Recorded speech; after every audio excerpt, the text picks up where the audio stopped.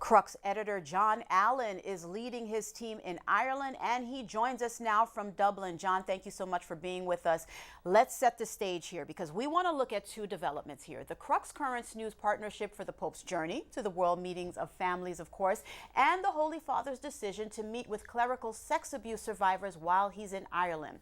The announcement of that meeting this morning from the Vatican and yesterday's letter that Francis sent out seem to show that the Holy Father isn't going to duck this clerical sex abuse during his Irish trip. How will he tackle this crisis, and what risks does he face?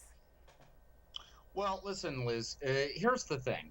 You are absolutely right. By issuing this 2,000-word letter addressed to the people of God, meaning basically everybody, on Monday about the clerical sexual abuse crisis, Pope Francis clearly sent a signal to his Irish hosts, he gets here on Saturday, that if there was any concern that he was going to try to duck the sex abuse issue or sweep it under the rug, that's been taken off the table. And of course, that was reinforced today by official confirmation of what was widely expected, confirmation from the Vatican that Pope Francis will be meeting survivors of clerical sexual abuse while he is in the country.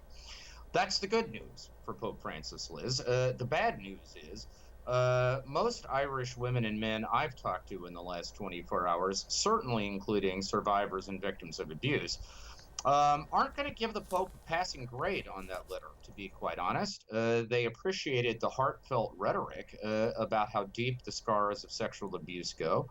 They appreciated the fact that twice he used the word cover-up to indicate that it's not just the crime, but the cover-up that is the problem. But what he did not supply, and what most of them are straining to hear, is some concrete indication of how accountability for that cover-up is going to be delivered. I mean, Liz, the practical situation is today, the Catholic Church has very strong accountability measures for clergy who sexually abuse children. And they run all the way to the top. We saw that recently when former Cardinal Theodore McCarrick had to exit the College of Cardinals in disgrace. But what we don't have is equally strong measures of accountability for bishops who cover it up. And until Pope Francis explains how we're going to get it, I don't know that people are going to be satisfied. And I think that's the real acid test for the success or failure of this trip. John, let's talk about actionability here. 3 years ago, the Pope tried to set up a new panel to handle allegations against bishops, but the plan got bogged down. How much resistance is Francis likely to face going forward if he tries something like this now, and who could be standing in the way? Well, yeah, you're right. I mean, Pope Francis tried to create a new judicial department within the Vatican's Congregation for the Doctrine of the Faith to handle these cases. It got bogged down in legal questions over jurisdiction and staffing and all kinds of things, and just never got off the ground. Subsequent to that, he announced in the form of a motu proprio, a legal document, that he was going to assign authority to 4 different Vatican departments for investigating charges of bishops dropping the ball on abuse complaints. That also has basically come to nothing. I don't know that the problem, Liz, so much is explicit resistance from anyone, whether it's in the Vatican or anywhere else. I think the problem, frankly, is that the dividing line in the church today is between those who believe that the clerical sexual abuse scandals are the defining test of the church's moral credibility and that they have to be an urgent top priority. Mm-hmm.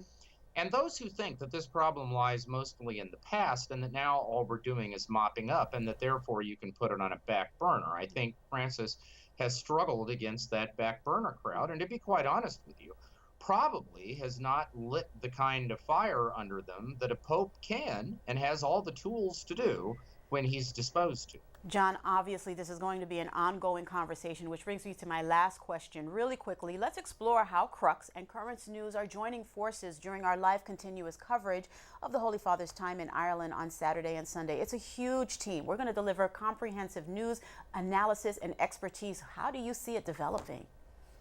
Well, Liz, I would put it this way. When you add it all up, on the Crux side, we are 5 people here. There are 2 from Currents, 3 if you count the guy who drives the car, and I'm told he's an integral member of the team. That's really 8 people. I mean, by the standards of Catholic news, Liz, that is an armada.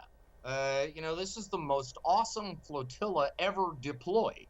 to cover an event like the World Meeting of Families and Pope Francis's visit in Ireland. I told all of these people before we got here that our goal wasn't to come here to cover the story. Our goal was to come here to own the story. And I think we have become, with the support and the partnership of Currents, we have become the go-to place for everything you need to know, and frankly, way more about what's going on in the Irish Church and what Pope Francis is going to be doing here.